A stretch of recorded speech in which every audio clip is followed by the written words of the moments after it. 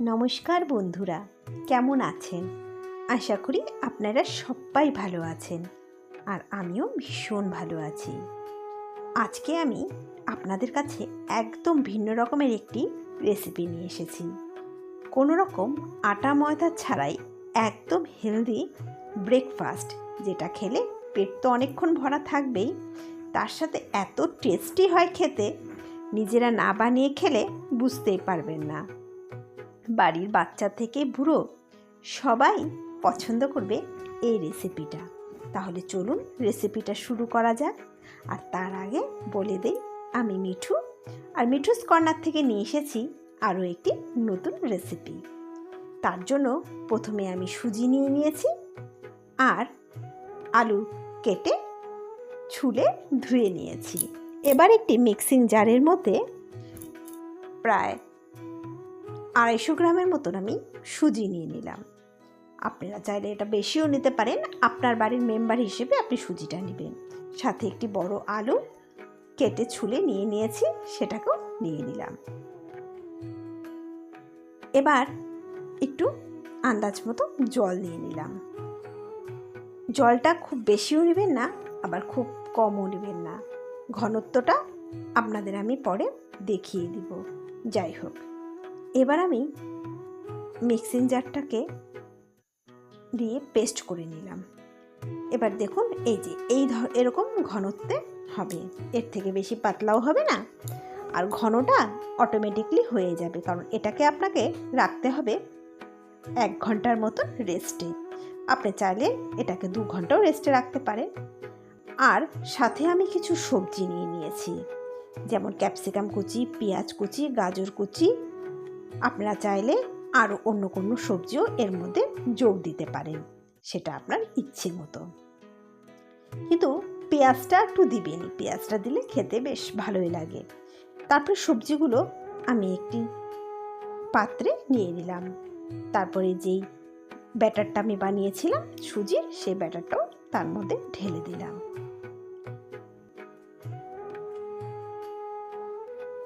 তার মধ্যে সামান্য জোয়ান দিয়ে দিলাম, আর লবণও দিয়ে দিলাম। জোয়ানটা অবশ্যই দিবেন, কারণ তাতে টেস্টটা অনেকটাই বাড়ে। আর সাথে দিলাম জিরার গুঁড়ো আর গুঁড়ো দিয়ে দিলাম। দিয়ে সব কিছু খুব সুন্দরভাবে মিক্সচার করে নেবেন। আর মিক্সচারটা কিন্তু খুব ভালো করে করে নেবেন, যাতে সব কোনায় কোনায় একদম পারফেক্টভাবে লবণ জোয়ান সব মিশে যায়।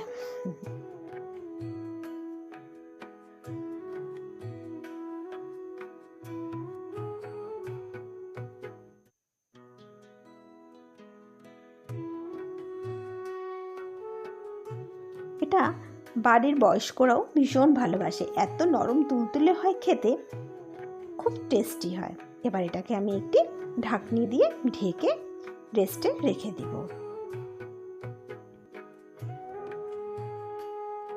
তারপরে আমি চাটনি বানানোর জন্য টমেটো কুচি, পেঁয়াজ কুচি আর রসুন নিয়ে নিয়েছি, আর নিয়ে নিয়েছি কাঁচা লঙ্কা, কারি পাতা, আর নিয়েছি বাদাম।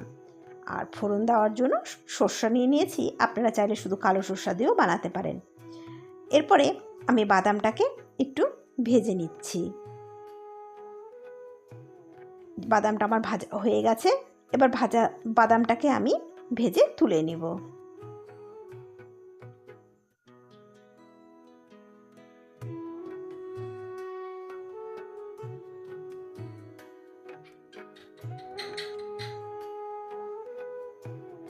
এবার সেই কড়াইতেই আমি সামান্য তেল দিয়ে দিব। আমি সর্ষার তেল দিচ্ছি, আপনারা চাইলে সাদা তেলও দিতে পারেন। তার মধ্যে আমি সর্ষা দিয়ে দিলাম, তারপরে দিয়ে দিব কাঁচা লঙ্কা। এখানে বলে রাখা ভালো, আপনারা যেরকম ঝাল খাবেন সেই হিসেবে লঙ্কাটা দিবেন। কেউ যদি ঝাল বেশি খান তাহলে লঙ্কাটা বেশি দিয়ে দিবে। আর সামান্য কারি পাতা দিয়ে দিলাম, তারপরে দিয়ে দিলাম পেঁয়াজ কুচি। আর শুনেন, আর একটা কথা বলে রাখি, আপনারা যদি চান কাঁচা লঙ্কার পরিবর্তে শুকনো লঙ্কাও দিতে পারেন। এবার পেঁয়াজ, কারি পাতা আর রসুন সবগুলোকে খুব সুন্দর করে আমি ভেজে নিব। এবার এর মধ্যেই আমি টমেটো কুচিগুলোকেও দিয়ে দিচ্ছি। টমেটো কুচিগুলোর সাথে পেঁয়াজ রসুনটাকেও ভালো করে ভেজে নিব। এই চাটনিটা খেতে কিন্তু দুর্ধর্ষ টেস্ট হয়, দারুণ হয় খেতে। তারপরে আমি লবণ দিলাম। এই চাটনিটা শুধু এটার সাথে না, আপনারা চাইলে যে কোনো ইডলি বলুন, ধোসা বলুন বা পরোটা, যে কোনো কিছুর সাথে এই চাটনিটা আপনারা খেতেই পারেন। চাটনিটা খেতে কিন্তু দারুণ টেস্ট হয়, মুখে অনেকটাই রুচি চলে আসে।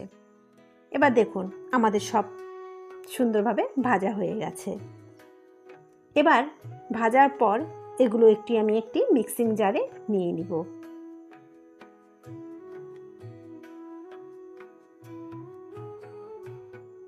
আর মিক্সিং জারে দেওয়ার পরে সঙ্গে সঙ্গে এটাকে কিন্তু পেস্ট করব না, খানিকটা ঠান্ডা করার পর পেস্ট করব, কারণ গরমটা পেস্ট করতে নেই। এর সাথে আমি বাদামগুলোকেও মিশিয়ে দিলাম। তার মধ্যে সামান্য জলও দিয়ে দিলাম।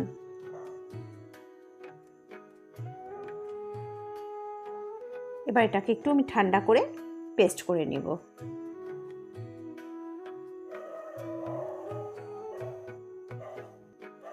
এবার বেকিং পাউডার আমি সেই ব্যাটারটার মধ্যে মিশিয়ে নিচ্ছি। 1 চামচের মতন বেকিং পাউডার ব্যাটারের মধ্যে আমি মিশিয়ে নিচ্ছি। এবার একটি ছোট্ট কড়াই, আপনারা যতটা পারবেন তত ছোট কড়াই নেওয়ার চেষ্টা করবেন। নিয়ে তার মধ্যে আমি 1 চামচ তেল দিয়ে দিচ্ছি। যখন তেলটা গরম হয়ে যাবে, গ্যাসের আঁচটা কিন্তু একদম কমিয়ে দিবেন। কমিয়ে 1 হাতা ব্যাটার সেই তেলের মধ্যে দিয়ে দিবেন। আর এই সময় কিন্তু গ্যাসের আঁচটা একদম কমিয়ে দিবেন। এবার ব্যাটারগুলো দেওয়ার পর একটা ঢাকনি দিয়ে এটাকে ঢেকে দিবেন। 2 মিনিটের মতন ওয়েট করবেন। এটা বানাতে একদম টাইম লাগে না, চটপট খুব তাড়াতাড়ি এই ব্রেকফাস্টটা তৈরি হয়ে যায়। এবার যখন 1 পিঠ হয়ে যাবে তখন সেটাকে উল্টে অপর পিঠ ঠিক একইভাবে ভেজে নিতে হবে। আর অপর পিঠ ভাজার সময় আবার ঢাকনি দিয়ে ঢেকে দিতে হবে।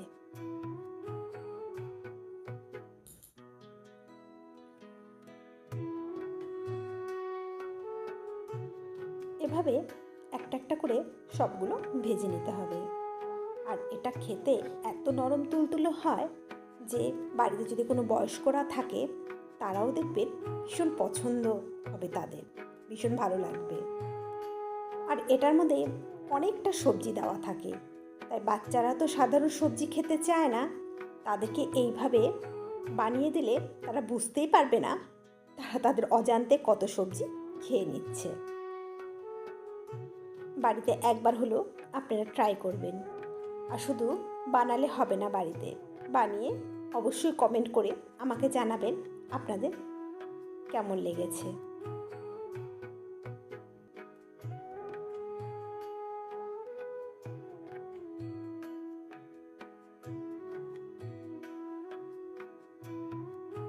এভাবে আমি সবগুলো ভেজে নিলাম। দেখুন দেখতে যতটা সুন্দর হয়েছে, খেতে কিন্তু তার চেয়েও ঢের ভালো হয়। কী যে ভালো হয় খেতে, কি বলবো। যাই হোক, আপনাদের আজকে আমার রেসিপিটা কেমন লাগলো অবশ্যই কমেন্ট করে জানাবেন। আর হ্যাঁ, চাটনিটা কিন্তু সাথে এই সকালের জলখাবারটা জাস্ট জমে যায়। তাহলে আজকে আমার ভিডিও এই অবধি।